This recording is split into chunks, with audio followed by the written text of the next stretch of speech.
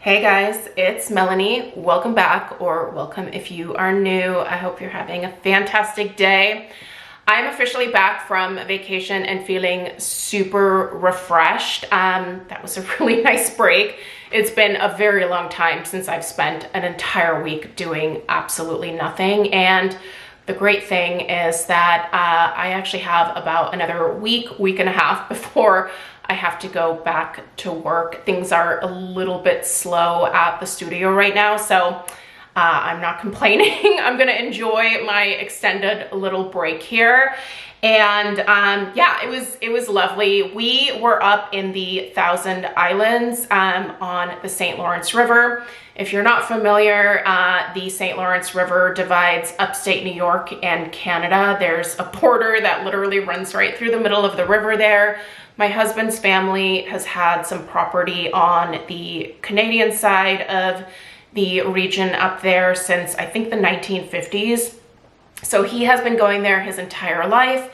He's been taking Stella up there her entire life. I've been up there a number of times myself, but I don't go every single year. But it is such a fun place. If you are ever looking for a very unique, fun, and very outdoorsy vacation destination, especially if you have kids, I think that is the perfect place to take kids, because especially if you are able to rent a vacation house on one of the islands, the kids can't go anywhere. So stick a life jacket on them and they can, you know, run around the island, they can explore, they can play in the water. The kids were fishing, they were catching frogs, all sorts of things. It's just a really, really fun place, especially for kids. So if you're in the market, I would say that is definitely a vacation destination worth putting on your bucket list. Anyway, while we were up in Canada, I actually brought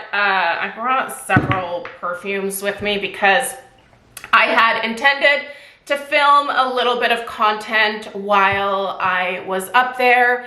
But honestly, the internet situation was not great on the island. So it just kind of forced me to, like I said, do nothing. And it was great. It was actually really nice. But I was definitely still testing out these perfumes, and I had a girlfriend up there. My husband actually invited his best friend and his family. So he has a wife and 2 kids, and Stella is really close with these 2 particular kids because they've grown up together. So they had a great time. And then Melissa and I were testing out perfumes together. So now that I'm back at home, we're gonna start reviewing these perfumes because like I said, I've got a little time before I actually have to go back to work. So July is gonna be very perfume heavy. So if you are newer to my channel and you are interested in more in-depth perfume recommendations or reviews, make sure you subscribe. There's a lot of that on the way here. But in today's video, we are going to dig into this bottle right here. This is Paris Corner Minya Caramel Dulce. And I would say out of the 5 fragrances, I know I brought 5 perfumes with me on vacation. It was kind of a lot. I would say out of the 5, I was wearing this one the most. This is such a great scent, you guys. So in today's video, we're gonna dig into her. So let's go ahead and get started. If you are newer to my channel, I like to read through the fragrance story and the fragrance notes. I like to tell you what I actually smell when I wear the fragrance on my skin. We'll discuss the overall lasting power as well as the projection or the strength of the fragrance. And then I'll tell you whether I would recommend it. And spoiler, I definitely recommend this one, especially if you like a gourmand. So yeah, that's how it goes on here. I will go ahead and link the perfume at the top of the description box. If you're interested in picking it up, you can find the link there. All right, let's dig in.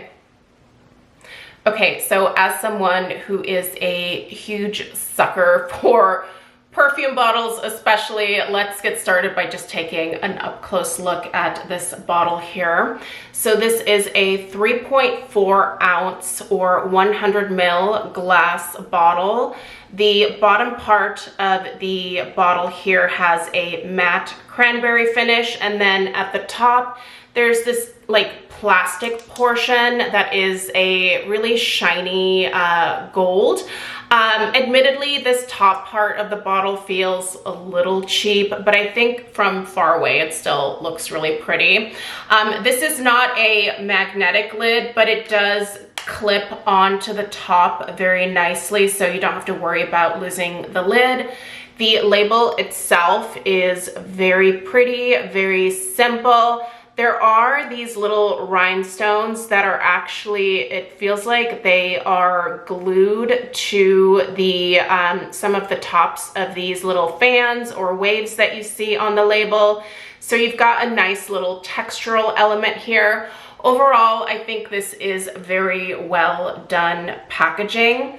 Let's go ahead and take a look at the quality of the atomizer. This is something that is very important to me. You're gonna see that this gives you a nice fine mist versus a splat or a stream of perfume.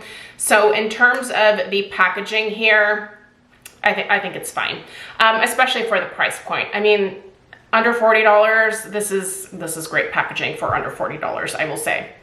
Okay, I'm gonna go ahead and read through their scent story now, and then we'll go through all of the notes individually. I'll tell you what I actually smell on my skin, and we'll get into the rest here. All right, so wrap yourself in the decadent warmth of Minya Caramel Dulce. This luscious gourmand fragrance is designed to invoke sweet winter memories. It opens with a deliciously nostalgic burst of popcorn and melted butter, immediately transporting you to cozy movie nights and festive fairs. The heart notes have a blend of roasted chestnut, velvety chocolate, and the balsamic warmth of benzoin, creating an irresistible, comforting core. As the fragrance settles, a golden swirl of caramel, vanilla, and brown sugar lingers on the skin like a warm dessert fresh out of the oven. So just based on this description, it reads very gourmand, very warm, very cozy. Definitely, we've got a lot of foodie notes here, so I do think this is a very true gourmand. Your top notes are popcorn and butter.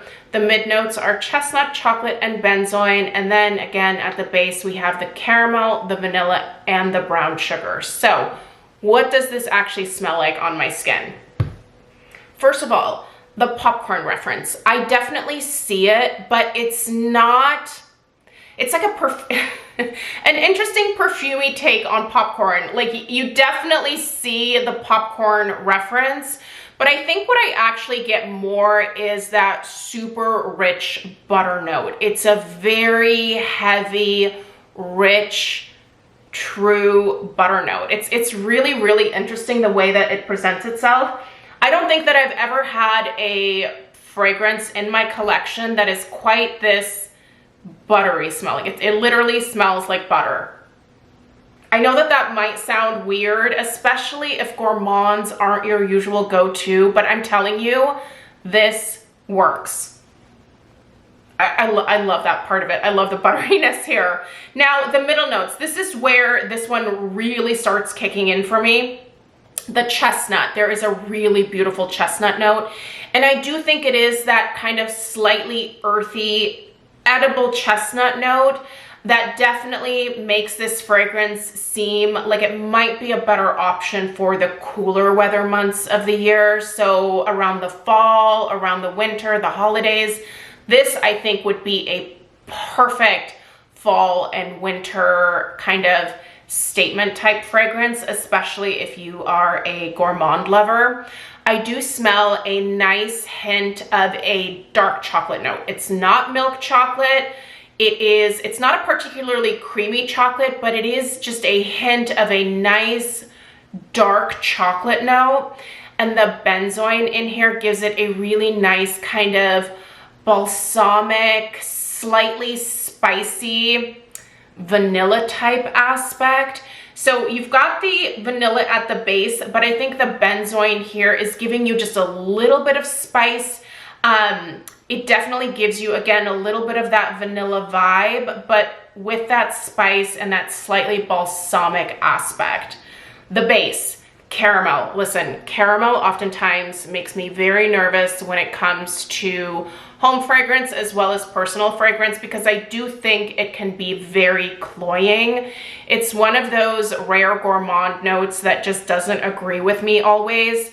The caramel is in here, but it is not the main star of the show. I would say if anything is maybe the star of the show here, it's probably going to be that butter aspect. That's what really stands out to me.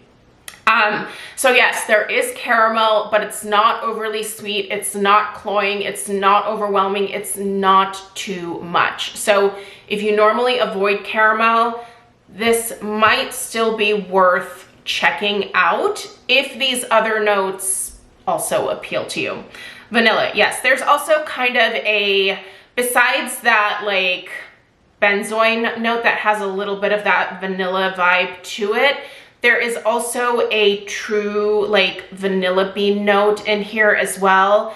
It kind of smells like the, there's this vanilla bean paste that I buy at Costco from, I think the brand is Nielsen. It almost smells exactly like that particular vanilla bean paste. It is really beautiful, perfectly gourmand, and if you're a vanilla lover, you cannot go wrong with this one. The brown sugar, yes, I feel like the sweetness that you're getting here is definitely from a brown sugar aspect. So there's a little bit of that molasses that comes through. It's not like your like regular white cane sugar note or a honey or anything like that. The sweetness here is from a true brown sugar note. You guys, this fragrance is edible, it's delicious, and it smells. So what I smell in the bottle is pretty much exactly what this smells like on my skin. Ugh, it's so warm, so rich, so edible. And for me, it's rare to not have a perfume kind of change at least a little bit when it hits my skin.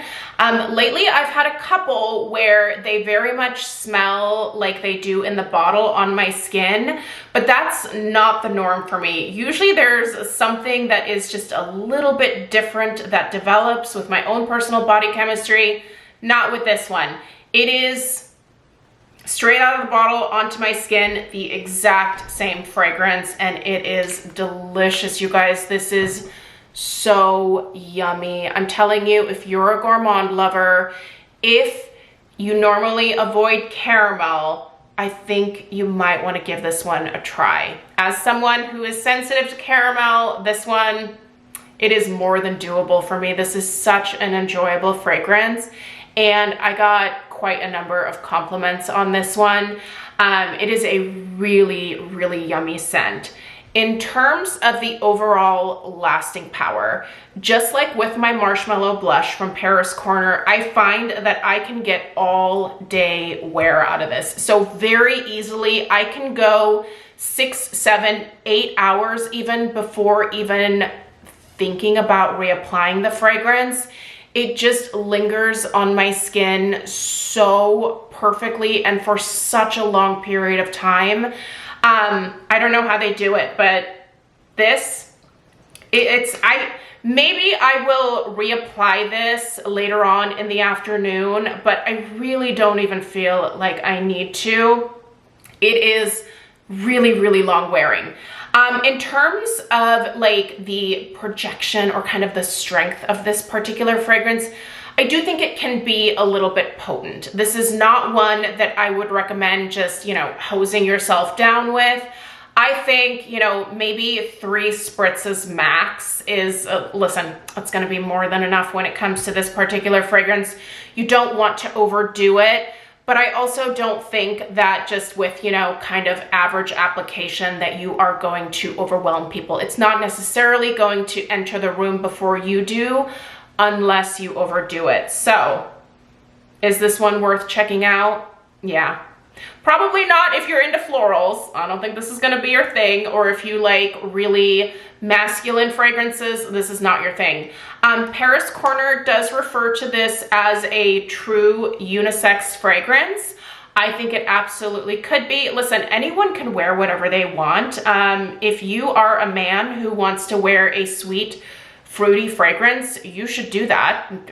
No one can say anything about that. Wear whatever makes you happy. That's what I do. But this is definitely a true gourmand here. But yeah, would I call this unisex? Probably not necessarily. To me, unisex would be more along the lines of something like the Afnan Rare Reef, which is, this one leans a little masculine to me. Or I also recently reviewed the Afnan Turafi Electric. Now this I think is a great, very beautiful unisex option. But yeah, so anyway, if you're into the gourmands, I think you're gonna wanna check this one out. I hope that this review was helpful. Let me know if you've tried this one or if you've tried anything that is remotely similar. This is definitely very unique in my collection, and it's staying in my collection. There's no way that my daughter is getting her hands on this one. She likes this one as well, so I'm gonna have to make sure that this stays in my closet and doesn't travel over to hers. Anyway, you guys, I appreciate you being here. Let me know if you have any questions. More in-depth perfume reviews to come. So again, if you're new, please subscribe, and I'll see you in the next one. Take care. Toodaloo.